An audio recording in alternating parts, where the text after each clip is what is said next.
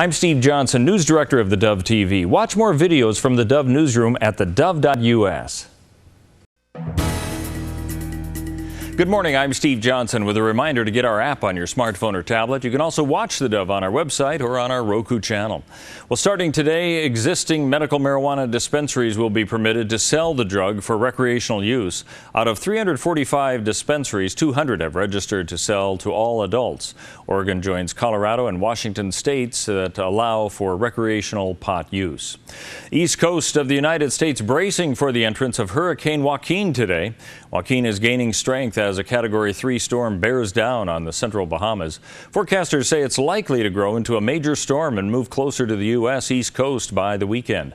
State officials up and down the coast warning residents to prepare for drenching storms as Joaquin approaches. Russian official says Russia is going after Islamic State group militants as well as a list of other groups. Spokesman for President Vladimir Putin says the organizations are well known and the targets are chosen in coordination with the armed forces of Syria. That the targets are not solely focused on ISIS terrorists is of concern to U.S. Defense Secretary Ash Carter. It does appear that they were in areas where there probably were not ISIL forces, and that is precisely one of the problems with this whole approach. Now, the Britain-based Syrian Observatory for Human Rights says airstrikes in the central province of Hama today have hit locations of a U.S.-backed rebel group. Activists suspect they're being carried out by those Russian jets. Oregon lawmakers have wrapped up informational meetings in Salem to plan for the 2016 session. Representative Dwayne Stark of Grants Pass also attended a signing ceremony for a bill he co-sponsored to build a sobering center in southern Oregon, an alternative to jails and emergency rooms for the publicly intoxicated. For Stark, it's also an educational experience in dealing with bureaucracy.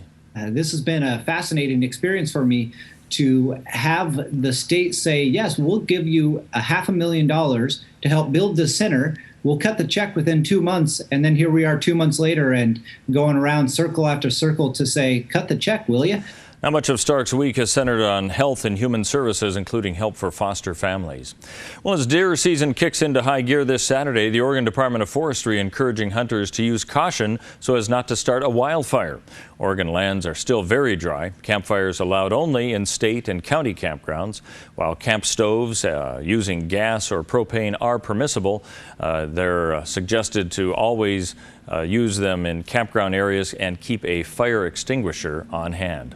Let's take a look at what we can expect on the weather scene for the state and for southern northern California and the Wairika area. A slight chance of rain today, then clearing out. Temperatures down to 75 and then on the rise to 79 Friday, down to 70 on Saturday before getting into the 80s on Sunday.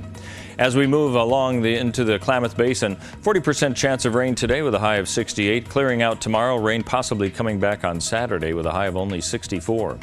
As we head along the Oregon coastal area, 65 today, 66 tomorrow, slight chance of rain, and then 65 on Saturday, jumping 10 degrees for Sunday.